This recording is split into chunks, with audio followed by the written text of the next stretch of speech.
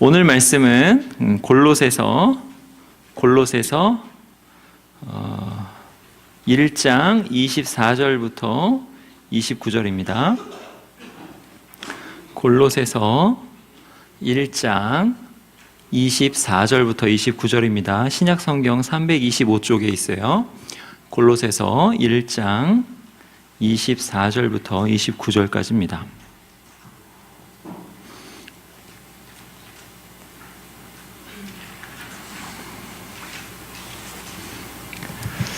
제가 봉독하겠습니다. 나는 이제 너희를 위하여 받는 괴로움을 기뻐하고 그리스도의 남은 고난을 그의 몸된 교회를 위하여 내 육체에 채우노라. 내가 교회의 일꾼 된 것은 하나님이 너희를 위하여 내게 주신 직분을 따라 하나님의 말씀을 이루려 함이니라. 이 비밀은 만세와 만대로부터 감추어졌던 것인데 이제는 그의 성도들에게 나타났고 하나님이 그들로 하여금 이 비밀의 영광이 이방인 가운데 얼마나 풍성한지를 알게 하려 하심이라. 이 비밀은 너희 안에 계신 그리스도시니 곧 영광의 소망이니라. 우리가 그를 전파하여 각 사람을 권하고 모든 지혜로 각 사람을 가르침은 각 사람을 그리스도 안에서 완전한 자로 세우려 함이니 이를 위하여 나도 내 속에서 능력으로 역사하시는 이의 역사를 따라 힘을 다하여 수고하노라. 아멘. 오늘 본문에 보면 그리스도의 남은 고난이다 이런 이제 표현이 나와요. 원래 이제 설교는 쉽게 해야 되는데 오늘 설교는 그렇게 쉽지가 않아요. 그래서 제가 그 설교를 쉽게 하고 싶은데 오늘 설교는 쉽지 않습니다. 대신에 이제 여러분이 성경책 다 가져오셨죠? 그래서 성경책을 많이 찾을 거예요 오늘. 그래서 여러 군데를 함께 이렇게 왔다 갔다 하시면서 좀 보셔야 합니다. 그리스도의 남은 고난이다 이 말씀을 이제 생각해 볼 때 그리스도의 고난이 남았다. 그러면 그리스도께서 십자가에서 고난 당하시고 죽으신 그것으로 불충분한가? 그러면 그리스도께서 우리를 위해서 피 흘리셔서 우리 죄를 사하신 그 일이 충분하지 않은 것인가, 불충분한 것인가, 이런 의문이 들 수 있어요. 실제로 로마 카톨릭에서는요, 이 본문을 가지고 그리스도의 그 죄사함의 은혜, 그 공로가 불충분하다 이렇게 가르쳤어요. 그래서 그게 불충분하니까 너네는 뭔가를 더 해야 된다 이렇게 가르쳤어요. 우리는 이제 세례를 표라고 하죠. 표. 그래서 예수 그리스도를 믿고 내가 죄 사함을 얻어서 하나님 앞에 받아들여지는 그것을 내가 믿는다 했을 때 그 믿음을 우리는 이제 세례로 표로 받아요. 그러면 세례라는 표는 뭐냐면 우리가 완전히 정결하게 되었다라는 거예요. 그래서 세례의 의미는 뭐냐면 내가 완전히 예수 그리스도 안에서 죽고 또 예수 그리스도 안에서 다시 살아나서 모든 죄가 다 없어져서 하나님 앞에 서 있다라는 의미입니다. 근데 이제 로마 카톨릭에서는 세례는 그렇게 완전하지 않아요. 로마 카톨릭에서는 어떻게 되냐면 세례를 받으면 이제 그 사람들은 이제 표가 아니라 실제로 효력을 가진 무엇인가로 얘기해요. 그래서 그 사람들은 세례를 받으면 이 사람의 원죄가 없어진다 이렇게 가르칩니다. 그래서 뭐 가령 옛날에는 그 아이가 나올 때 많이 죽었잖아요. 그래서 원래는 세례를 성직자만 베풀 수 있었는데 그 아이가 나올 때 이렇게 사산되는 경우가 많고 또 산모들이 이렇게 힘들어하고 이렇게 하니까 그러니까 이제 어떻게까지 했냐면 그 산파들도 세례를 줄 수 있게 했어요. 로마 가톨릭에서는. 왜 그랬을까요? 나오다가 세례 못 받고 죽으면 얘는 그냥 영영이 이렇게 또 잃어버려지는 거예요. 그래서 산파가 바로 세례를 줬어요. 그래서 세례를 줘서 원죄라도 이렇게 싹 없어지게. 그러니까 이제 가톨릭에서 얘기하는 세례는 불완전하죠. 그 말은 뭐냐면 예수 그리스도의 속죄 사역이 나에게 불완전하다는 거예요. 그러면 내가 이 땅을 살면서 죄를 범할 텐데 그 죄 범한 것은 어떻게 죄가 사해져요? 가톨릭에 의하면 그거는 죄를 지을 때마다 신부에게 가는 거예요. 그래서 고해 신부가 있어요. 그래서 고해 신부에게 가서 고해 성사라는 것을 합니다. 신부님, 제가 이러이러해서 이러이러한 범죄를 했습니다. 이러이러한 죄를 지었습니다. 라고 고해를 하면 신부가 잘 듣고 그러면 그 죄에 대해서는 이러이러하게 당신이 그 죄에 상응하는 징벌을 받으시오, 이렇게 했어요. 그래서 고해를 하면 이러이러한 징벌을 받으시오라고 이야기해요. 그것을 보속이라고 해요. 보속. 그래서 이러이러한 징벌. 그러면 죄가 크면 징벌이 커져요. 그래서 그렇게 이제 보속을 명하고, 이 사람은 그 보속을 이제 열심히 하는 거죠. 뭐 보속에는 뭐 죄가 작으면 뭐 신약 성경을 한번 읽으시오, 뭐 이런 게 될 수도 있고, 좀 더 크면 뭐 신약 성경을 한번 다 쓰시오, 뭐 이런 게 될 수도 있고, 뭐 조금 더 크면 고행을 명하죠. 뭐 30일을 금식하라든가 뭐 이런 것을 이제 하는 거예요. 보속. 근데 이제 이 보속이 이 사람이 사는 동안 다 못할 수가 있잖아요. 그래서 이제 죄는 많은데 보속은 다 못해요. 그러면 이제 가톨릭의 그 체계 하에서는 보속을 다 못하기 때문에 이 사람이 벌을 받으러 가는데, 어디에 가냐면 예수님을 믿는데도 벌을 받으러 가는데, 그렇게 해서 가는 벌 받는 장소가 연옥이에요. 연옥. 그래서 우리는 연옥을 성경적이지 않다라고 해서 없다 이렇게 하지만, 거기서는 연옥을 딱 두고 보속을 제대로 행하지 못한 사람은 다 연옥을 가는 거예요. 근데 이 연옥이라는 장소가 참 고통스러운 장소인데, 이 땅에서 내가 뭐 가령 여기 뭐 이렇게 그 교회당을, 거기는 뭐 이렇게 예배당이겠죠. 그걸 한번 쓸면 될 거를 연옥으로 들어가면, 그것에 대한, 그걸 못했다 해서 연옥으로 들어가면 그것에 대한 벌을 100년 막 이렇게 받아요. 아주 작은 건데 1000년 막 이런 단위로 받아요. 하여튼 이 연옥에 갑니다. 중세시대에 이제 종교의 타락으로 면죄부라는 거 많이 들어봤죠? 그래서 연옥에 들어가는 사람에게 이제 그 면죄부는 뭐냐면, 그 정확한 그 번역은 면벌부예요. 그러니까 보속에 상응하는 벌을 면하게 해주는 장부라고 합니다. 그래서 그것을 교황이 발행하는데, 그 면벌부를 사면 어떻게 되냐면 이 사람이 연옥에 있는 기간이 확 줄어드는 거예요. 그래서 우리 불쌍한 우리 할머니가 이 땅에서 살다가 이 보속을 다 하지 못하고 연옥에 갔는데, 연옥에서 가령 한 2만 년을 살아야 되면, 내가 면벌부를 사서 2만 년어치 면벌부면 얼마나 비싸겠어요? 그걸 사서 그 동전을 그 면벌부 거기다 딱 넣는 순간 이 할머니의 연옥의 기간은 2만 년에서 10,000년으로 확 줄어버리고 막 이렇게 된다는 거죠.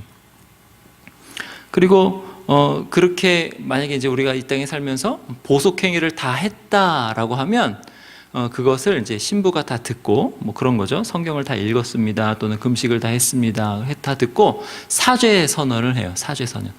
그래서 이제 그 로마 가톨릭의 시스템은 뭐냐면, 예수 그리스도의 그 공로가 충분하지 않으니까 거기에다가 뭘 더하는 거죠. 그리스도의 그 속죄가 충분하지 않다. 그래서 고해 성사를 하고 보속을 하고 사죄 선언을 하고, 그게 살아서 안 되면 연옥까지 가고, 또 연옥에서 이것도 안 되니까 면벌부까지 사고, 이제 그게 이제 중세의 시스템인데, 이 시스템 때문에 교회가 진짜 돈을 굉장히 많이 벌었어요. 그러니까 면벌부도 사죠. 게다가 그 유해라고, 성자들의 유해를 내가 가서 만지거나 한번 보고 이렇게 하면은 그 보속행위가 또 돼요. 그래가지고 그렇게 하면 또 그 연옥에 있는 기간도 줄어들고, 그래서 관광 산업도 많이 발전했어요. 성자가 죽은 그 도시들은 가가지고 입장료를 내고 또 보속행위를 할 수 있기 때문에. 근데 이제 종교 개혁을 하면서는 그런 것을 이제 다 철폐한 거죠. 아니다. 그리스도의 그 고난은 남은 게 없다는 거죠. 그리스도의 속죄 제사는 충분하다. 그리스도의 공로는 차고도 남는다. 완전하다. 이렇게 얘기하는 거예요. 근데 그게 성경적입니다. 우리 히브리서 7장 가볼까요? 히브리서 7장. 지금 그리스도의 남은 고난이 무슨 뜻인가 살펴보고 있어요. 히브리서 7장 25절이에요. 히브리서 7장 25절 360쪽에 있어요. 그러므로 자기를 힘입어, 예수 그리스도예요. 자기를 힘입어 하나님께 나아가는 자들을 온전히 구원하실 수 있으니 이는 그가 항상 살아 계셔서 그들을 위하여 간구하심이라. 이러한 대제사장은 우리에게 합당하니 거룩하고 악이 없고 더러움이 없고 죄인에게서 떠나 계시고 하늘보다 높이 되신이라.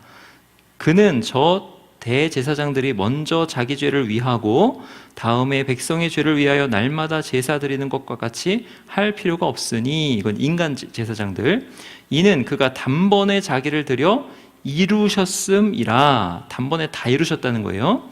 율법은 약점을 가진 사람들을 제사장으로 세웠거니와 율법 후에 하신 맹세의 말씀은 영원히 온전하게 되신 아들을 세우셨느니라. 그러니까 이 예수 그리스도 한 분이면 충분히 하나님께 나아갈 수 있다는 거죠. 그럼 그리스도의 남은 고난이라는 게 있어요, 없어요? 없어요. 그리스도의 남은 고난이라는 것은 속죄 사역에 관련해서는 없습니다. 예수 그리스도의 공로에 관련해서는 없어요. 그러면 이제 질문을 또 해야 되죠. 사도 바울은 왜 여기서 그리스도의 남은 고난이라고 했을까요? 이 말을 왜 이 말을 했을까? 이 말의 뜻은 뭐냐면, 그리스도의 몸인 교회가 당하는 고난을 그러니까 그리스도의 몸인 교회와 그리스도와 연합되어 하나니까 그거를 그리스도의 고난이라고 얘기한 거예요. 그러니까 역사가 이렇게 쭉 진행되면서 교회는 계속 이 땅에 있지요. 근데 이 교회가 고난을 당해요. 왜 이 교회가 고난을 당해요? 세상이 교회를 싫어하고 미워하니까. 세상은 하나님을 대적하는 세력이에요.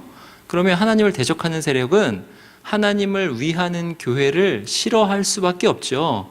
박해할 수밖에 없죠. 그러면 교회는 어디에 있어요? 세상에 있지요. 그러면 역사가 진행될수록 교회는 핍박받고 고난받을 수밖에 없어요. 그래서 교회가 역사가 진행되면서 당하는 그 고난을 그리스도의 남은 고난이라고 쓴 거예요, 사도 바울이. 이게 이제 바른 해석입니다. 그러면 왜 오해가 될 만하게 그리스도의 남은 고난이라고 썼느냐, 이런 질문이 있다는 거죠. 이거는 왜 그러냐면 당시에 이제 사도 바울이 뭐라 그래요? 그리스도의 남은 고난을 내 육체에 채우노라 그러죠. 왜냐면 당시에 그 여러 사상들 중에서 골로새 교회에도 있는 사상들인데, 그 초기 영지주의라는 사상이 기독교 이단으로 들어왔어요. 이제 영지주의는 이제 나중에 발현되는데 이때는 초기예요. 그런데 이제 영지주의의 그 특징 중에 하나가 뭐냐면 영은 굉장히 선한 것이고 육은 굉장히 악한 거다라는 게 이제 영지주의의 교리입니다. 그래서 영지주의는 그리스도께서 몸을 입고 육체를 입고 이 땅에 오신 것을 부인해요. 그러니까 이제 그 영지주의에 대해서 사도 바울이 아니라라고 하고 싶은 거예요. 그래서 이제 여기서 오해가 될 만함에도 불구하고 그리스도의 남은 고난이라고 쓴 거예요. 쓰면서 이제 이야기하는 거죠. 그리스도의 남은 고난은 교회의 고난인데 그거를 내 육체에 채운다라는 거죠. 그러면 여기 이 말이 어떻게 되는 거예요? 내가 이 육체로 사는 거, 그러니까 육체는 악한 게 아니라는 거죠. 내가 이 육체로 사는 이 땅의 삶이 누구랑 연결이 되는 거예요? 그리스도랑 연결이 되는 거예요. 그리스도의 남은 고난을 내 육체에 채우는, 그리스도와 바로 연결이 되는 나의 육체의 삶이 된다. 이제 그것을 이제 이야기하기 위해서, 그것을 강조하기 위해서 그리스도의 남은 고난이라는 말을 쓴 거죠. 실제로는 어떤 고난이에요? 교회가 받는 고난인 거죠. 교회가 받는 고난을 내가 육체에 채운다. 그러니까 육체는 악한 것이 아니야. 이 육체가 이 땅에서 사는 이 모든 삶은 다 예수 그리스도와 연결된 거야. 예수 그리스도와 연결돼서 정말로 숭고한 거야. 이렇게 말씀하는 것입니다. 여러분, 여러분이 살면서 영적인 일, 육적인 일, 이제 그런 게 성경에 좀 나오죠? 그럼 영적인 일, 육적인 일, 이게 어떻게 되는가 했을 때 잘 생각해야 되는 거예요. 영적인 일은 교회 와서 예배 드리고, 기도하고, 뭐 헌금하고, 뭐 이런 게 영적인 일이고, 육적인 일은 여러분이 집에서 밥 먹고, 직장 가고, 그런 게 육적인 일이고, 맞아요? 틀려요? 틀려요. 영적인 일, 육적인 일은 그렇게 나눠지지 않아요. 영적인 일, 육적인 일은 어떻게 나누는 거냐면, 영적인 일은 여러분이 밥 먹고 또 직장에 가고 공부하고 하는 그 모든 것에도 영적인 일이 될 수 있어요. 어떻게 되면? 성령님이랑 연결이 되면 영적인 일이에요. 근데 여러분이 교회에 와서 예배를 드리고 또 설교를 듣고 헌금을 하고 교회에 봉사를 하는 것이 육적인 일이 될 수 있어요. 어떻게 그렇게 돼요? 여러분이 그것을 여러분의 높아짐을 위해서 하고, 여러분의 욕심을 위해서 하고, 여러분이 장로가 되는 것을 위해서 하고, 그렇게 되면 이게 육적인 일이 될 수 있어요. 그러니까 영적인 일, 육적인 일은 하나 통합적으로 연결이 돼서 무슨 일을 하든지 성령님으로 연결이 되면 영적인 일이고, 예수 그리스도 안에서 하는 것, 믿음으로 하는 건 다 영적인 일이고, 여러분들이 그것을 욕심으로 하는 것, 여러분의 높아짐을 위해서 하는 것은 육적인 일이에요. 그래서 영지주의자들이 얘기하는 것처럼 그렇지 않죠.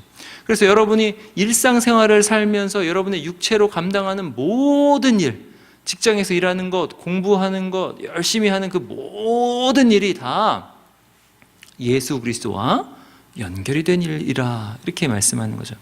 그래서 사도 바울이 그리스도의 남은 고난을 그의 몸된 교회를 위하여 내 육체에 채우노라, 이렇게 말씀하는 것입니다. 이 말씀이 좀 이해되세요? 네, 이거 이제 이해를 잘 하셔야 됩니다. 이것은 로마 가톨릭은 잘못 생각하고 있구나, 이거고, 두 번째는 영지주의는 잘못이야. 내 마음 안에 있는 영적인 일, 교회 오는 거는 좋은 거고 내가 열심히 공부하는 거는 나쁜 거야, 이런 거는 이제 잘못이야, 이렇게 생각하시면 돼요. 이제 살펴볼 것, 이게 아주 중요하고 제가 주로 살펴보려고 하는 게 이제부터 시작입니다. 이제 살펴보려고 해요. 이제 살펴보려고 하는 건 뭐냐면 26절이에요. 26절. 이 비밀은 만세와 만대로부터 감추어졌던 것인데 이제는 그의 성도들에게 나타났고, 27절에 이 비밀은 너희 안에 계신 그리스도시니 곧 영광의 소망이니라. 근데 이 비밀이 얼마나 풍성한지, 이런 표현도 나오죠. 그래서 비밀에 대해서 지금 말씀드리려고 합니다. 여러분, 그 취업 준비 하시는 분도 있고 한데, 그 취업을 준비하거나 할 때, 그 취업을 할 때 이제 다 붙었어요. 최종 면접만 남았어요. 그 최종 면접만 남았을 때 누가 와서 고급 정보를 주는 거예요. 딱 고급 정보를 주기를, 면접관이 이런 사람이 올 거야. 근데 이 면접관은 요 부분을 굉장히 중요하게 생각해. 이렇게 딱 얘기해 주는 거죠. 가령 그런 거죠. 이 면접관은 학력이나 또는 머리 좋은 거나 이런 거는 별로 이렇게 중요하지 않아. 이 면접관은 열정 있는 사람 좋아해. 그러니까 가서 무슨 얘기를 하더라도 열정 있게 얘기해. 그럼 붙을 수 있어. 어때요? 고급 정보죠. 고급 정보. 또는 여러분이 회사에 들어갔어요. 회사에 들어가서 인사 담당자가 딱 있는데, 그 인사 담당자가 승진을 결정하고 명예퇴직도 결정하고 만약에 한다고 해봐요. 그러면 그 인사 담당자가 무엇을 그 평가 기준으로 삼는지, 이런 거 굉장히 고급 정보죠. 그래서 그 인사 담당자는 이렇게 짜잘한 거는 그렇게 신경 쓰지 않고 그 사람이 굉장히 진취적인 것, 이런 걸 좋아해. 그래서 바이어를 만나서 그 사업을 따오는 거 이런 거 좋아해. 그러면 최선을 다해서 사업을 따오고 막 그렇게 하겠죠. 그러니까는 그 인사 담당자가 어떤 생각을 가지는지가 되게 고급 정보란 말이죠. 그런 거예요. 지금 이게 비밀이. 이 비밀은 뭐냐면 하나님께서 이 온 우주를 어떠한 기준으로 이끌어 가시는가에 대한 거예요. 하나님이 이 온 세상을 어떤 가치관으로 무엇을 향해서 무엇을 목적으로 운영해 가시는가라는 거예요. 그렇게 되면 이 비밀은 어떻게 돼요? 저 멀리 있는 게 아니라 내 삶에 직결되는 거죠. 회사의 인사 담당자의 가치관이 내 삶에 직결되는 것보다 하나님이 이 세상을 운영하시는 그 방식이 훨씬 더 내 삶에 직결이 되죠. 왜냐하면 하나님은 어디까지 나의 인생에 영향을 미쳐요? 영혼까지 영향을 미치시니까. 이 비밀이에요. 근데 이 비밀이 만세와 만대 전부터 감추어졌던 것인데 이제 나타났다 그래요. 물어볼게요. 여러분 이 비밀 듣고 싶으세요? 아무도 안 듣고 싶어 하는 것 같아. 와. 임용고시 붙는 방법 이런 거 얘기해주면 막 듣고 싶어 할 것 같은데. 이 비밀. 듣고 싶으세요? 감사해요. 내려갈 뻔했어요. 그만해야지 하면서 내려갔어요. 제가 이제 청년 1부 설교를 할 때 청년 2부 교육자들한테 내가 맨날 그랬어요. 뭐 그렇게 얘기할 게 많다고 설교를 맨날 1시간씩 하냐. 근데 내가 2부 설교를 하면서 점점 들어서 영상을 딱 보면 1시간씩 하고 있어. 그리고 기도회까지 다 끝나면 1시간 넘어. 죄송합니다. 근데 줄이려고 이제 노력할게요. 오늘은 좀 봐주세요. 이 비밀이 나타났다. 이건 뭐냐면 골로새서 1장 26절 보세요. 1장 16절 보시면 이렇게 나오죠. 만물이 그에게서 창조되되 하늘과 땅에서 보이는 것들과 보이지 않는 것들과 혹은 왕권들이나 주권들이나 통치자들이나 권세들이나 만물이 다 그로 말미암고 그를 위하여 창조되었고, 이렇게 나오죠. 그러니까 비밀이 뭐냐면 만물이 창조된 것이 예수 그리스도 안에서, 그러니까 예수 그리스도를 범위로, 그 다음에 예수 그리스도를 통해서, 예수 그리스도로 말미암아, 그리고 예수 그리스도를 위하여, 예수 그리스도를 향해서 이렇게 창조되었다라는 거예요. 근데 그 창조가 지금 18절 보시면 보세요. 그는, 해서 예수님은 몸인 교회의 머리시라. 그가 근본이시요 죽은 자들 가운데서 먼저 나신 이시니 이는 친히 만물의 으뜸이 되려 하심이요. 이렇게 나오니까 그렇게 만물이 모든 것이 창조된 근본이신 예수 그리스도인데, 그 근본에서 더 들어가면, 조금 더 들어가는 비밀이에요.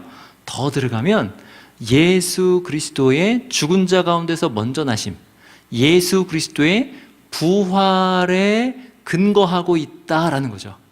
그러니까 창조가 부활에 근거하고 있다라는 거예요. 그리고 창조가 부활에 근거하고 있고, 그러니까 이제 이 창조가 쭉 진행돼서, 그러니까 이 역사가 쭉 진행돼서 마지막에 영광스럽게 나타날 것은 예수 그리스도의 부활이 어떻게 적용되는가로 나타나겠죠. 그럼 우리의 부활과 연결이 돼요. 그리고 거기에서 그는 몸인 교회의 머리시라, 교회의 역할이 얼마나 지대한가가 쫙 나오는 거죠. 하나님이 세상을 운영하는 방식, 그 비밀. 그래서 그 비밀이 그리스도다라는 것은 뭐냐면, 예수 그리스도 안에서 만물이 창조되었는데, 이 예수 그리스도 안에서 창조되었다는 그 의미 안에는 예수 그리스도의 십자가와 부활 사역이 이미 전제되어 있고, 그 십자가와 부활로 인해서 창조가 됐구나, 이걸 알 수 있는 거예요. 한번 보세요. 에베소서 가봅시다. 에베소서 앞으로 조금만 넘어가 보세요. 에베소서 1장 가보시겠습니다. 에베소서 1장, 지금 하나님의 비밀을 한번 쭉 살펴볼 거예요. 1장 3절 보세요. 1장 3절. 자, 보시면 찬송하리로다 하나님 곧 우리 주 예수 그리스도의 아버지께서 그리스도 안에서 하늘에 속한 모든 신령한 복을 우리에게 주시되. 자, 여기서 알 수 있는 건 뭐예요? 우리는 진짜 복된 인생이구나. 진짜 복된 인생이구나. 이거 알 수 있어요. 4절. 곧 창세전에 그리스도 안에서 우리를 택하사 우리로 사랑 안에서 그 앞에 거룩하고 흠이 없게 하시려고. 자, 우리를 택하셨어요. 우리를 선택하셨어요. 선택하셨는데 언제 선택하셨어요? 창세전에. 이렇게 돼요. 여러분, 창세전이면 창조할 때 시간도 창조했거든요. 그러면 시간이 있기 전에, 영원 전에, 내 존재가 있기 전에 나를 택하셨다는 거예요. 이게 얼마나 큰 비밀이에요. 근데 나를 택하셔서 창세 전에 목적하신 바가 뭐냐면, 하나님 앞에 거룩하고 흠이 없게 하시려는 목적으로 택하셨다, 이렇게 돼요. 그래서 5절 보세요. 그 기쁘신 뜻대로 우리를 예정하사 예수 그리스도로 말미암아 자기 아들들이 되게 하셨으니. 그러면 우리의 정체성은 하나님의 아들들이다, 이거죠. 근데 그거를 예정하셨다, 이미 정하신 거예요. 그리고 그 뜻은 하나님의 정말 기쁜 뜻인 거예요. 자, 6절. 이는 그가 사랑하시는 자 안에서 우리에게 거저 주시는 바 그의 은혜의 영광을 찬송하게 하려는 것이라. 이 비밀을 아는 사람은 하나님의 은혜의 영광을 우리가 아까 찬송하였던 것처럼 찬송할 수밖에 없다는 거죠. 7절. 우리는 그리스도 안에서 그의 은혜의 풍성함을 따라 그의 피로 말미암아 속량 곧 죄 사함을 받았느니라. 여기 나오죠. 뭐가 나와요? 내가 하나님께 택함 받음은 그 근거는 뭐예요? 그의 피로 말미암아 속량 곧 죄 사함을 받았기 때문에. 그러면 나의 택함 이전에 뭐가 지금 계획되어 있어요? 예수 그리스도의 십자가, 예수 그리스도께서 나의 죄를 사하심, 예수 그리스도의 부활, 이것이 이미 계획되어 있었더라는 거죠. 이는 그가 모든 지혜와 총명을 우리에게 넘치게 하사 그 뜻의 비밀을, 이것이 비밀이었는데 우리의 모든 지혜와 총명 우리에게 넘치게 하셔가지고 그 뜻의 비밀을 우리에게 알리신 것이요 그의 기뻐하심을 따라 그리스도 안에서 때가 찬 경륜을 위하여 예정하신 것이니. 때가 찬 경륜은 무슨 뜻이냐면 하나님이 역사를 쭉 이끌어 나가시는데 예수 그리스도께서 오시는 것도 역사에서 모든 사건이 다 집약적으로 집합돼가지고 하나라도 사건이 빠지면 예수 그리스도께서 못 오시는 것으로, 그러니까 뭐가 다 딱 차야지 되는. 그래서 쫙 다 연결이 돼서 예수 그리스도께서 오시는 그때까지 하나님이 세상을 운영하시는 그것을 위하여, 예수께서 오시기 위하여 예정하신 것이니.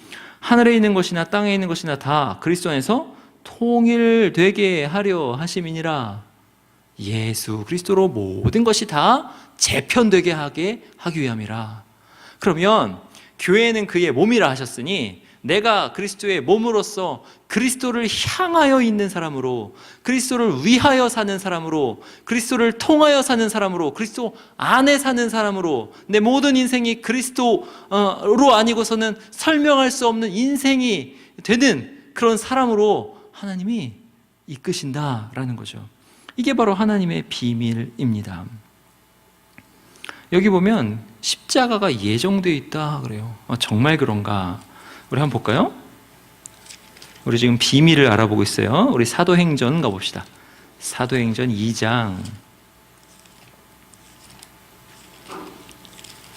십자가도 창세전부터 예정되어 있던 거죠. 사도행전 2장 23절 보겠습니다. 사도행전 2장 23절. 자, 보세요. 그가 하나님께서 정하신 뜻과 미리 아신 대로 내준 바 되었거늘. 여기서 그는 예수님이에요. 하나님이 정하셨어요. 미리 아셨어요. 뭐를? 너희가 법 없는 자들의 손을 빌려 못 박아 죽였으나, 그러니까 예수께서 십자가에 달려 돌아가실 것을, 십자가에 달려 죽으실 것을 정하셨고 미리 아셨다. 24절. 하나님께서 그를 사망의 고통에 풀어 살리셨으니 이는 그가 사망에 매여 있을 수 없었음이라. 부활하실 것도 미리 아신 바 되었다. 미리 정하신 바 되었다는 거죠. 계획하신 대로 이렇게 된 거죠. 그러면 십자가와 부활이 창조의 근본이고 우리의 택하심의 근본이다 라는 거죠. 그거를 고린도전서 가보세요. 고린도전서에는 이렇게 이야기합니다. 갈라디아서 앞에 고린도전서 15장입니다. 고린도전서 15장 가보세요. 고린도전서 15장 3절이에요. 고린도전서 15장 3절. 자, 내가 받은 것을 먼저 너희에게 전하였노니, 그러니까 이제 복음을 받은 것을 너희에게 복음을 전하였다 이 소리예요. 그 복음. 이는 성경대로 그리스도께서 우리 죄를 위하여 죽으시고 장사 지낸 바 되셨다가 성경대로 사흘 만에 다시 살아나사, 이렇게 된 거죠. 그러니까 예수 그리스도께서 십자가에 죽으신 것도 성경대로, 부활하셔서 다시 살아나신 것도 성경대로 이렇게 된 거죠. 그러면 이제 시간 순서 다시. 하나님이 우리 이 땅을 창조하신 것, 이 땅을 창조하신 것 이전에 뭐가 계획되어 있는 거예요? 예수 그리스도의 십자가와 부활이 계획되어 있고, 예수 그리스도의 십자가 부활로 나의 택하심이 계획되어 있고, 그 나의 택하심과 함께 그 모든 계획을 이루려고 창조가 되었고, 이제 역사가 쫙 이끌어져 나가는 그 역사가 나의 구원을 포함해서 예수 그리스도로 통일되게 하려 하심이라. 예수 그리스도께로 쫙 재편이 되게 하려 하심이라. 예수 그리스도가 의미가 되게 하려 하심이라. 이렇게 되는 거죠. 그리고 그것을 하나님이 이제 창조하시고 이제 역사를 이끌어 가시는데, 예수님이 언제 오셨어요? 2000년 전에, 그죠? AD 몇 년 해가지고 2000년 전에 오셨죠? 그 예수님이 오실 때까지 하나님이 그냥 계셨냐? 아니라는 거죠. 예수님이 오실 때까지 성경대로 나와 있는 거예요. 구약 성경에는요, 오실 때까지 하나님께서 그 계획, 그 비밀을 계속 말씀하셨다는 거죠. 구약 성경에 메시아가 올 거야. 너희를 구원하러 올 거야. 너희 인생은 망할 인생이 아니야. 너희는 예수 그리스도 안에서 의미 있는 인생이야 라고 예수님이 오시기 전부터 계속 말씀하셨다는 거죠. 여러분, 구약의 성도들은 아브라함 또는 아담과 하와부터 시작해서 쫙 노아, 아브라함, 이삭, 야곱, 수많은 사사들, 기드온, 바락, 삼손, 이런 사람들, 여호수아, 모세, 중간에 깻빵 빼먹구나. 이런 사람들 다 열거 안 할게요. 이런 사람들은 어떻게 구원받았어요? 어떻게 구원받았어요? 어떻게 구원받았냐면 성경대로 이렇게 해서 하나님께서 예수님이 오실 거야 라고 약속하신 것을 믿고 구원받은 거죠. 그러니까 예수님을 믿고 구원받았는데 오실 예수님을 믿고 구원받는 거죠. 우리는 어떻게 구원받아요? 똑같이 구원받아요. 오신 예수님을 믿고 구원받는 거죠. 그러면 예나 지금이나 다 믿음으로 구원을 받는 것입니다. 그러면 성경대로 그리스도께서 십자가에 죽으시고 성경대로 부활하시고 또 성경대로 이 땅에 오시고 이 모든 것이 성경에 진짜 있느냐? 이제부터 또 시작입니다. 창세기 가보시겠습니다. 창세기 3장 15절. 창세기 3장 가보세요. 창세기 3장 15절 보시면 이렇게 말씀합니다. 내가 너로 여자와 원수가 되게 하고 내 후손도 여자의 후손과 원수가 되게 하리니 여자의 후손은 내 머리를 상하게 할 것이요 너는 그의 발꿈치를 상하게 할 것이니라 하시고, 여기 너는 사탄입니다. 사탄을 향해서 심판을 이제 이야기하시는 그 문맥과 그 맥락에서 지금 누구를 약속하시냐면 여자의 후손을 약속하셔요. 그리고 모든 죄와 사망을 일으킨 그 세력, 그 악의 세력, 그 사탄을 멸할 것이라. 사탄의 머리를 완전히 밟아 깨 부술 것이라 이렇게 얘기하는 거죠. 누가? 장차 올 여자의 후손이 이렇게 되는 거죠. 그래서 여러분, 아담과 하와부터 구약의 모든 택함을 받은 사람들은 예수님을 무진장 기다렸어요. 여자의 후손을 엄청 기다렸습니다. 창세기 4장 보세요. 바로 한 장만 넘기면 돼요. 4장 보시면 아담과 하와가 얼마나 예수님을 기다렸는지 아세요? 4장 1절. 아담이 그의 아내 하와와 동침하매 하와가 임신하여 가인을 낳고 이르되 내가 여호와로 말미암아 등남하였다 하니라. 자, 가인이 나왔어요. 여자에게서 첫째 후손이 나왔어요. 그 첫째 후손을 이름하여서 내가 여호와로 말미암아 등남하였다. 기대가 담겨 있는 겁니다. 어떤 기대? 이 아이가 여자의 후손인가? 이 아이가 나를 구원할 여자의 후손인가? 기대하는 겁니다. 근데 기대가 철저하게 깨지죠. 2절. 그가 또 가인의 아우 아벨을 낳았는데, 추측하건대 아벨의 이름의 뜻이 뜻은 그 허무하다라는 건데요. 추측하건대 아마도 가인이 여자의 후손이 아님을 확인하고 아마 아담과 하와는 굉장히 허무하고 힘들어했을 겁니다. 그러니까 여자의 후손을 기다리는 것이 나중에 이렇게 있었던 일이 아니요. 언제부터 있었어요? 여자의 후손이 올 거라고 들은 당사자들 아담과 하와부터 기다렸다는 거죠. 창세기에 보면 여자의 후손이 누구냐라는 이야기예요. 창세기의 주제가.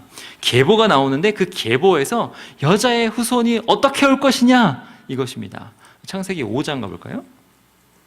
창세기 5장 28절 보세요. 창세기 5장 28절. 라멕은 182세의 아들을 낳고 이름을 노아라 하여 이르되 여호와께서 땅을 저주하심으로 수고롭게 일하는 우리를 이 아들이 안위하리라 하였더라. 자, 아들을 낳고 안위를 소망합니다. 이게 뭐예요? 아들을 낳고 구원을 소망하는 거예요. 근데 구원인데 세 가지로부터의 구원이에요. 우리나라 말로는 잘 안 나오는데 원어를 보면 세 가지예요.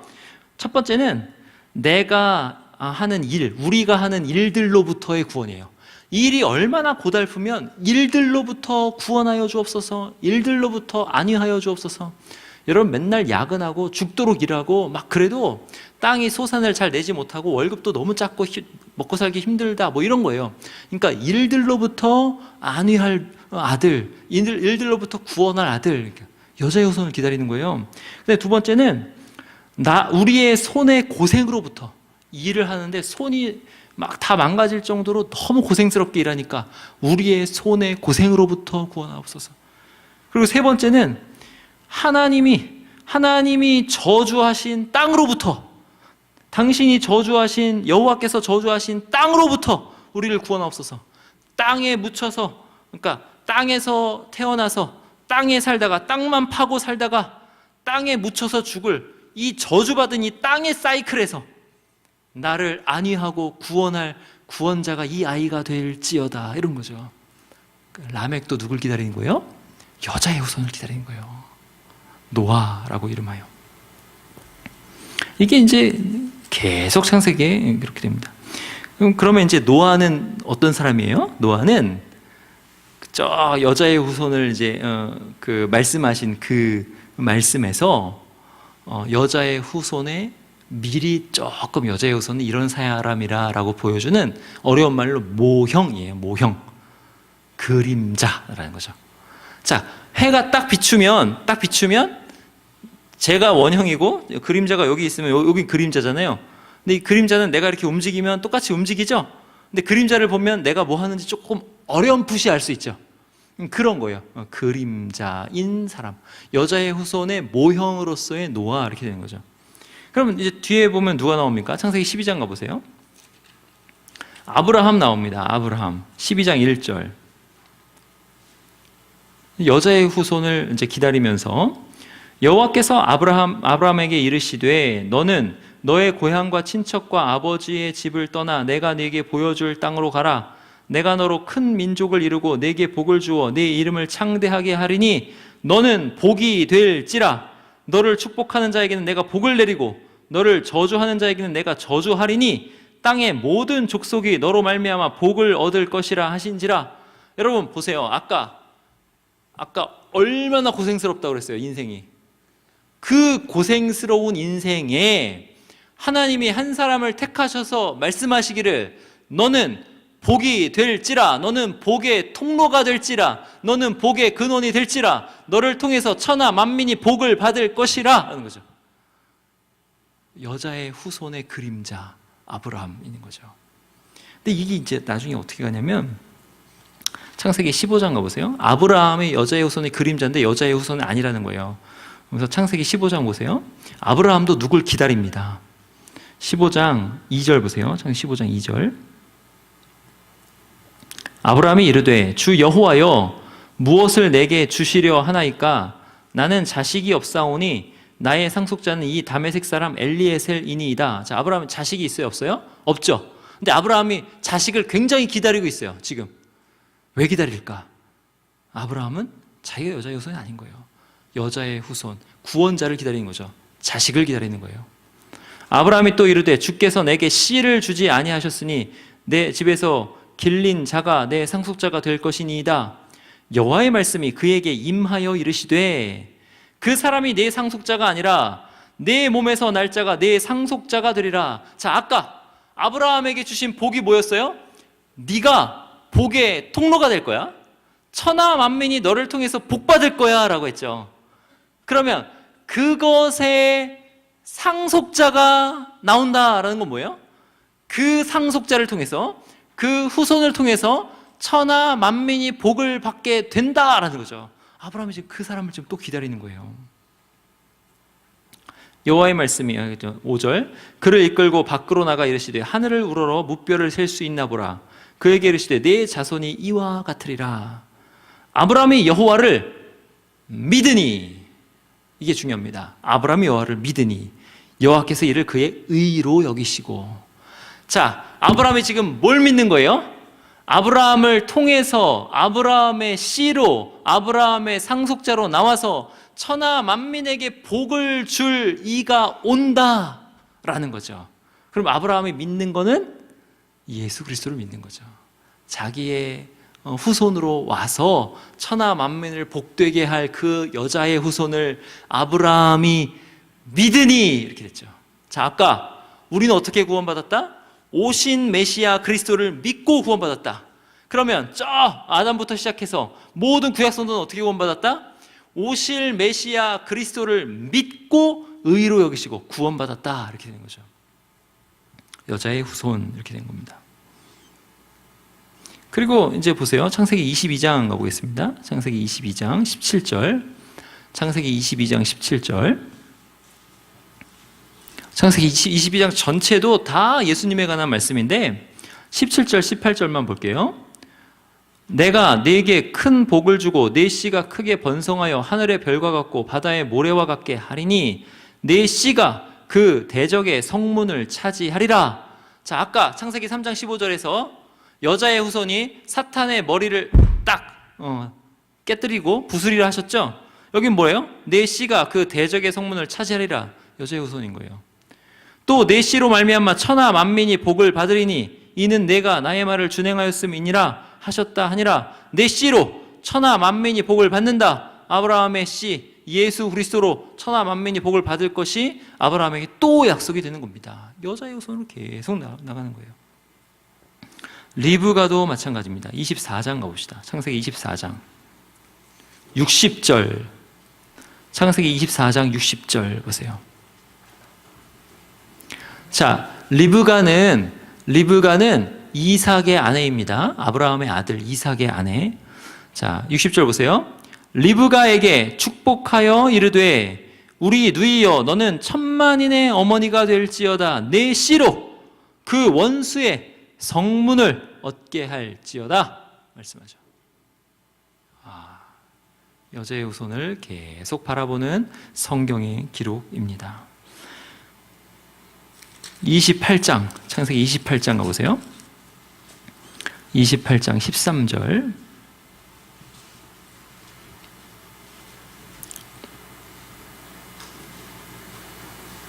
자, 야곱에게 또 본즉 여호와께서 그 위에 서서 이르시되 나는 여호와니 너의 조부 아브라함의 하나님이요 이삭의 하나님이라. 내가 누워 있는 땅을 내가 너와 네 자손에게 주리니 네 자손이 땅에 티끌같이 되어 내가 서쪽과 동쪽과 북쪽과 남쪽으로 퍼져 나갈지며 땅의 모든 족속이 너와 네 자손으로 말미암아 복을 받으리라 말씀하죠.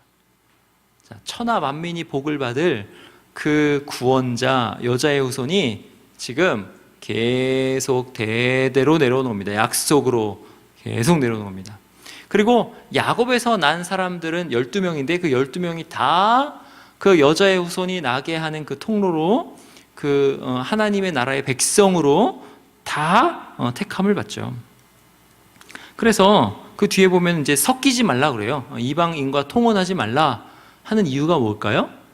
그들을 통해서 여자의 후손이 나와야 되는데, 그들을 통해서 경건한 자손이 나와야 되는데 이방인과 통혼하면 어떻게 돼요? 이방신을 섬기게 되고 하나님을 떠나게 되고, 그럼 결국에는 뭐를 망치는 거예요?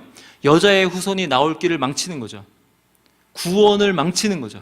그래서 이방인과 통혼하지 말라는 거죠. 솔로몬이 이방인과 통혼하였을 때 솔로몬 이후의 왕국이 어떻게 망가지나 보시면 됩니다. 그런 의미에서 여자의 후손을 성경에 계속 바라보고 있습니다. 그러니까 여자의 후손의 그림자 노아, 그리고 아브라함, 이삭, 야곱 계속. 그리고 여자의 후손의 그림자 하면 모세가 있습니다. 자, 출애굽기 2장 2절 가봅시다. 출애굽기 2장 2절. 그러니까 지금 성경이 계속 성경대로 예수 그리스도께서 오셨다, 성경대로 예수께서 죽으셨다, 성경대로 예수께서 부활하셨다. 그게 계속 예수 그리스도가 계속 되어올리고 있어요. 출애굽기 2장 2절 보세요. 2절에서 10절까지. 그 여자가 임신하여 아들을 낳으니 그가 잘생긴 것을 보고 석 달 동안 그를 숨겼으나, 여기 잘생겼다는 거는 외모가 아주 잘생겨서 잘생겼다는 거 아니에요. 이게 뭐냐면 토브라는 말이에요. 하나님이 선하다라는 거. 그러니까 이 아이를 통해서 뭔가 의미심장한 일이 일어나겠다라고 부모가 알아본 거예요. 더 숨길 수 없게 되며 그를 위하여 갈대 상자를 가져다가 역청과 나무잔을 취하고 아기를 거의 담아 나일강과 갈대 사이에 두고, 이렇게 하면서 쭉 하면서 10절 보세요.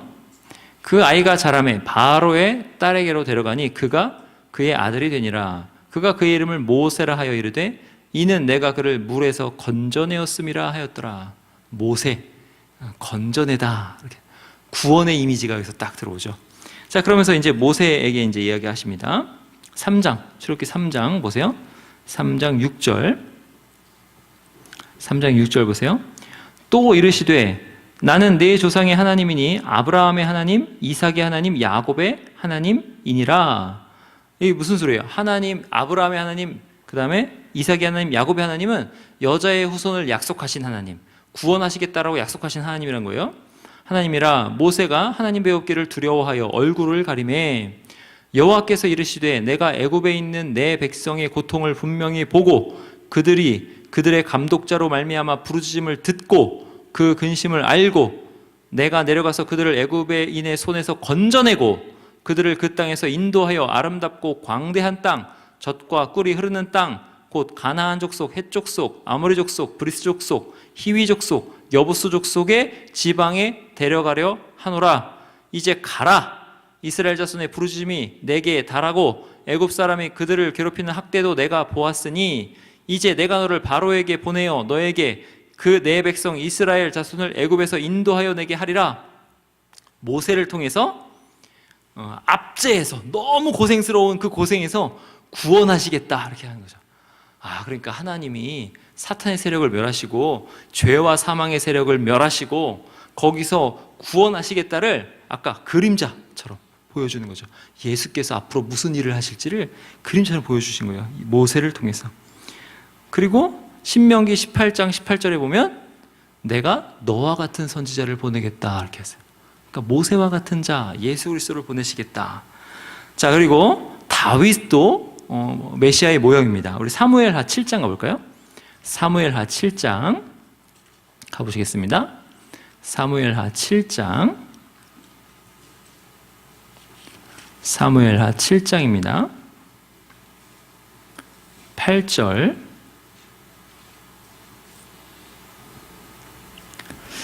473쪽 그러므로 이제 내 종 다윗에게 이같이 말하라.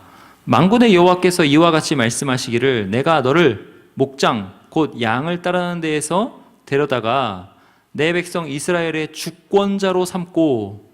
자, 여자의 후손인데요, 여기선 다윗으로 나타나는 거예요. 근데 다윗이 이스라엘의 주권자가 돼가지고 이스라엘을 모든 대적에게서 구원하였거든요. 주변의 모든 대적을 다 멸하였거든요.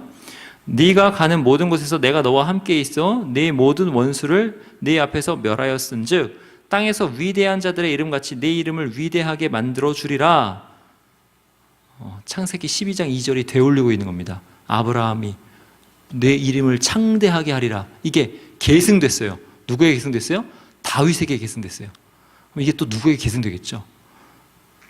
내가 또 내 백성 이스라엘을 위하여 한 곳을 정하여 그를 심고 그를 거주하게 하고 다시 옮기지 못하게 하며 악한 종류로 전과 같이 그들을 해하지 못하게 하며 이렇게 말씀합니다. 16절 네 집과 네 나라가 내 앞에서 영원히 보존되고 네 왕위가 영원히 견고하리라 하셨다 하라. 다윗의 왕위, 예수 그리스도의 왕위가 영원히 견고하게 될 것을 다윗에게 말씀하시고 약속하시는 거죠. 그러니까 지금 성경이 쭉 이야기하는 것이 지금 누가 온다? 예수님이 오신다. 여자의 후손이 오신다. 그 그림자로 계속 사람들을 통해서 말씀하시는 거죠. 이 사람이 여자의 후손의 이런 면을 드러내고 저런 면을 드러내고 이렇게 말씀하는 겁니다. 그러면서 시편에 보면요, 예수님이 강력한 왕으로 오시는데 고난 받으신다 이런 이미지가 나와요. 우리 시편 가보시면 시편 16편 가보시겠습니다. 시편 15편부터 가볼게요. 시편 15편 1절 자, 여호와여 주의 장막에 머무를 자 누구오며 주의 성산에 사는 자 누구오니까 이렇게 나오죠. 여호와여 주의 장막에 머무를 자 누구오며 주의 성산에 사는 자 누구오니까. 자, 요게 15편 1절이랑 24편 가보세요. 시편 24편 3절 보세요. 여호와의 산에 오를 자가 누구며 그의 거룩한 곳에 설 자가 누구인가 이렇게 나오죠. 자, 우리의 복의 최고, 우리의 복의 본질은 뭐냐면 하나님과 함께 있는 거예요. 하나님을 보며 하나님의 아름다우심을 경험하고 느끼는 겁니다. 근데 그 복의 최고의 그것을 누릴 자가 누구인가 이렇게 되는 거죠. 그러면 그것을 누릴 자가 우리를 함께 구원하여 함께 누리게 하리라 이거예요. 근데 그분이 시편 16편 보세요. 시편 16편 보면 이렇게 기도합니다. 1절에 하나님이여 나를 지켜주셔서 내가 주께 피하나이다. 피할 처지가 돼요. 그러면서 이렇게 말씀합니다. 8절, 16편 8절. 내가 여호와를 항상 내 앞에 모심이여 그가 나의 오른쪽에 계심으로 내가 흔들리지 아니하리로다. 이러므로 나의 마음이 기쁘고 나의 영도 즐거워하며 내 육체도 안전히 살리니 이는 주께서 내 영혼을 스올에 버리지 아니하시며 주의 거룩한 자를 멸망시키지 않으실 것임이니이다. 이거는 썩음을 보지 않으실 것이다. 이렇게 되는 거죠. 그러니까 메시아가 와서 죽을 것을 지금 이야기합니다. 근데 다시 살아날 것을 이야기하는 거죠. 사도행전에 딱 보면. 그리고 그 여호와의 산에 설 자가 누구며 그의 거룩한 곳에 있을 자가 누구입니까? 이렇게 양쪽에 딱 기둥을 세워놓고 그 중간에 그가 무슨 일을 할지, 그가 어떤 사람일지가 나오는데 시편 22편 보십시다. 시편 22편 1절 내 하나님이여 내 하나님이여 어찌 나를 버리셨나이까? 어찌 나를 멀리하여 돕지 아니하시오며 내 신음소리를 듣지 아니하시나이까? 십자가를 이야기하고 있어요. 예수님이 십자가에서 이렇게 나의 하나님 어찌하여 나를 버리셨나이까? 보세요. 22편 6절 나는 벌레요 사람이 아니라 사람의 비방거리요 백성의 조롱거리니이다. 나를 보는 자는 다 나를 비웃으며 입술을 비죽거리고 머리를 흔들며 말하되 그가 여호와께 의탁하니 구원하실걸 그를 기뻐하시니 건지실걸 하나이다. 십자가를 향해서 조소하는 사람들. 오직 주께서 나를 모태에서 나오게 하시고 내 어머니의 젖을 먹을 때에 의지하게 하셨나이다. 나의 힘이 되셨나이다. 십자가에서 조소하는 사람들이 나와요. 자, 12절 많은 황소가 나를 에워싸며 바산의 힘센 소들이 나를 둘러쌌으며 내게 그 입을 벌림이 찢으며 부르짖는 사자 같으니이다. 나는 물같이 쏟아졌으며 내 모든 뼈는 어우러졌으며 내 마음은 밀랍같이 녹아서 내 속에서 녹았으며 내 힘이 말라 질그릇 조각 같고 내 혀가 입천장에 붙었나이다. 주께서 또 나를 죽음의 진토 속에 두셨나이다. 개들이 나를 에워쌌으며 악한 무리가 나를 둘러 내 수족을 찔렀나이다. 내가 내 모든 뼈를 셀 수 있나이다. 그들이 나를 주목하여 보고 내 겉옷을 나누며 속옷을 제비 뽑나이다. 이게 그대로 복음서에서 이루어졌어요. 여호와여 멀리하지 마옵소서. 나의 힘이시여 속히 나를 도우소서. 그러니까 구원자로 오실 메시아 그가 여호와의 거룩한 곳에 서실 그가 우리를 여호와의 거룩한 곳으로 인도하실 그가 십자가를 질 것을 미리 가르쳐주고 있는 거죠. 이사야 가봅시다. 이사야 좋은 소식이 있습니다. 거의 끝나가요. 이사야 53장 이사야 52장 13절 다음 시간에도 제사를 가지고 한번 이렇게 할 거예요. 제사. 근데 하여튼 이사야 52장 13절 보라 내 종이 형통하리니 받들어 높이 들려서 지극히 존귀하게 되리라. 여기서 이제 이 종은 예수 그리스도를 뜻하는 건데 예수 그리스도의 높아지실 것을 이야기해요. 전에는 그의 모양이 타인보다 상하였고 그의 모습이 사람들보다 상하였으므로 많은 사람이 그에 대하여 놀랐거니와. 아니 구원자로 오시는 분이 상하였다고 놀라는 거예요. 그가 나라들을 놀랍게 할 것이며 왕들은 그로 말미암아 그들의 입을 봉하리니 이는 그들이 아직 그들에게 전파되지 아니한 것을 볼 것이요 아직 듣지 못한 것을 깨달을 것임이라. 우리가 전한 것을 누가 믿었느냐? 여호와의 팔이 누구에게 나타났느냐? 그는 주 앞에서 자라나기를 연한 순 같고 마른 땅에서 나온 뿌리 같아서 고운 모양도 없고 풍채도 없은즉 우리가 보기에 흠모할 만한 아름다운 것이 없도다. 그는 멸시를 받아 사람들에게 버림받았으며 간고를 많이 겪었으며 질고를 아는 자라. 마치 사람들이 그에게 얼굴을 가리는 것 같이 멸시를 당하였고 우리도 그를 귀히 여기지 아니하였도다. 누가요? 하나님의 종 높이 되실 그분이 메시아가 지금 이렇게 오셨다는 건 멸시를 받아 사람에게 버림받고 간고를 많이 겪고 질고를 겪는 자로 오실 거다 이렇게 되는 거죠. 4절, 그는 실로 우리의 질고를 지고. 그 이유가 나오는 거죠. 그 질고가 누구의 질고? 원래 우리의 질고. 우리의 질고를 그가 지시는 거예요. 우리의 슬픔을 당하였거늘 우리의 슬픔을 그리스도가 당하시는 거예요. 우리는 생각하기를 그는 징벌을 받아 하나님께 맞으며 고난을 당한다 하였노라. 그가 찔림은 그의 잘못이 아니라 우리의 허물 때문이요, 그가 상함은 우리의 죄악 때문이라. 그가 징계를 받음으로 우리는 평화를 누리고 그가 채찍에 맞음으로 우리는 나음을 받았도다. 자, 그리스도의 대속적 죽음이 성경에 쫙 나와 있습니다. 그리고 아까 시편 16편에서 그가 썩음을 당하지 않을 거다, 그가 그의 영혼이 스올에 버리지 않을 거다, 부활까지 말씀하고 있는 거죠. 그러면 그리스도께서 성경대로 죽으시고 성경대로 부활하사 이렇게 된 거죠. 그럼 다시 정리합니다. 하나님이 이 모든 우주 만물을 쫙 이끌어 나가시는 하나님의 그 계획, 이 고급 정보, 이 비밀에 있어서 하나님이 이 세상을 창조하시기 전에 이미 뭘 계획하셨다고요?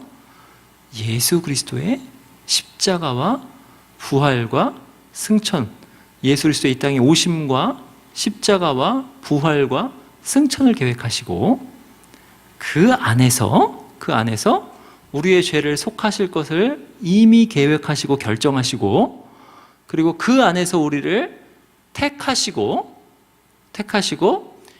그것을 기반으로 창조하셨다는 거죠. 창조하셔서는 이제 뭐 하시는 거예요?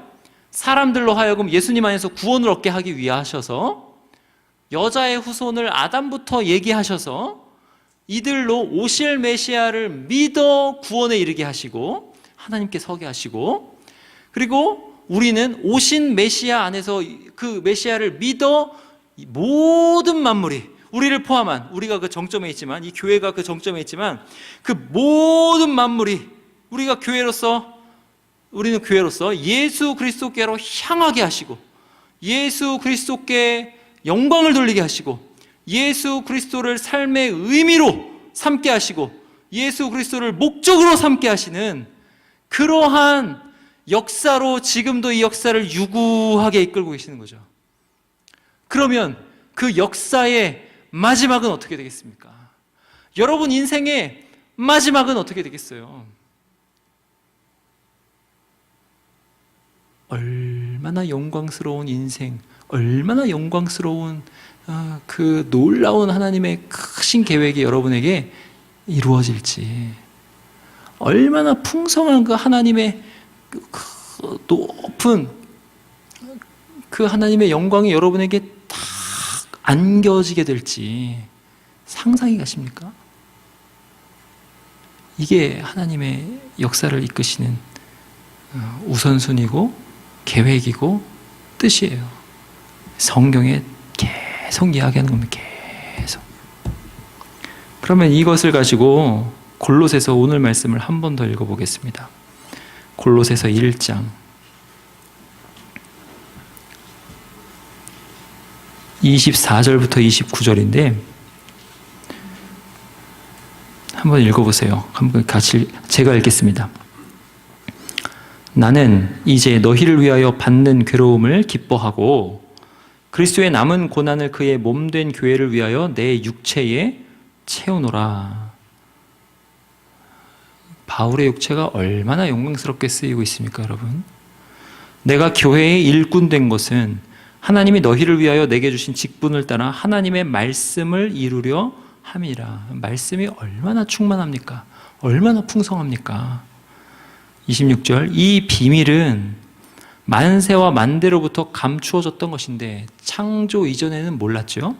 예수님이 오시기 전에도 몰랐죠. 감추어졌던 것인데 이제는 그의 성도들에게 나타났고, 이게 얼마나 큰 비밀이고 얼마나 큰 고급 정보입니까? 27절, 하나님이 그들로 하여금 이 비밀의 영광이 이방인 가운데 얼마나 풍성한지를 알게 하려 하심이라. 이 비밀은 너희 안에 계신 그리스도 신이 곧 영광의 소망이니라. 여러분이 가진 소망이 얼마나 영광스러울지, 우리가 그를 전파하여 각 사람을 권하고 모든 지혜로 각 사람을 가르침은 각 사람을 그리스도 안에서 완전한 자로 세우려 함이니 이를 위하여 나도 내 속에서 능력으로 역사하시는 이의 역사를 따라 힘을 다하여 수고하노라. 아멘. 서두에 말씀드렸듯이 여러분의 육체로 하는 모든 일은요, 여러분이 인식하든 인식하지 못하든 다 그리스도와 연결되어 있어요. 사도 바울은 적극적으로 자기의 육체에 그리스도와의 연결을 꾀하고 있습니다. 그리스도의 남은 고난을 너희를 위하여 내 육체에 채운다. 여러분, 이제 여러분의 시간을 어떻게 쓰시겠습니까? 여러분의 남은 인생을 어떻게 쓰시겠습니까? 여러분의 인생을 향한 하나님의 계획에 따라서 쓰시겠습니까? 아니면 여전히 여러분의 정욕대로, 눈에 보이는 대로, 여러분이 좋아하는 대로 사시겠습니까?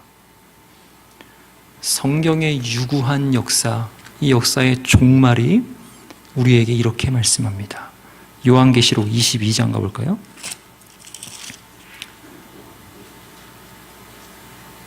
요한계시록 22장 16절.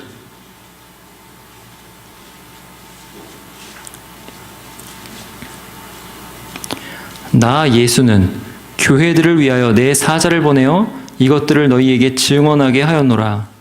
나는 다윗의 뿌리요 자손이니 곧 광명한 새벽별이라 하시더라. 앞에서 아브라함의 자손, 다윗의 자손, 예수 그리스도의 계보, 그래서 마태복음 1장 1절에 그렇게 나온 대로 요한계시록 22장 22절에 다윗의 자손이요 뿌리 예수 그리스도. 그러면 이 역사 전체가 다 예수 그리스도로 의미 지어지고 예수 그리스도로 목적되고 예수 그리스도 안에 있는 것입니다. 그것을 아는 자는 어떻게 살아가야 될지 여러분의 인생에 적용하시고 깊이 생각하셔서 여러분의 인생의 시간을 여러분의 육적 정욕으로 채우지 마시고 예수 그리스도를 믿는 믿음으로 채우시는 저와 여러분 되시기 바랍니다. 기도하시겠습니다. 하나님 아버지, 주님께서 은혜 베풀어 주셔서 하나님 우리에게 이 짧은 시간에 예수 그리스도의 그 비밀을 알게 하여 주시니 감사하옵나이다.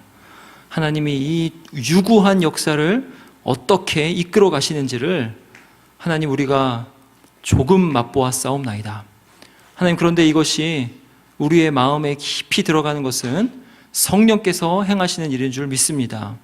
성령님, 우리 청년들의 마음에 성령 하나님께서 역사하여 주셔서 내가 내 인생을 어떻게 채워야 될지, 그 인생의 어떠한 의미인지, 그 인생의 방향과 목적이 무엇인지 하나님 우리가 깊이 생각하게 하여 주옵시고 우리의 인생을 예수 그리스도로 채우는 모든 우리 말씀 들은 자들이 다 될 수 있도록 하나님 인도하여 주시옵소서.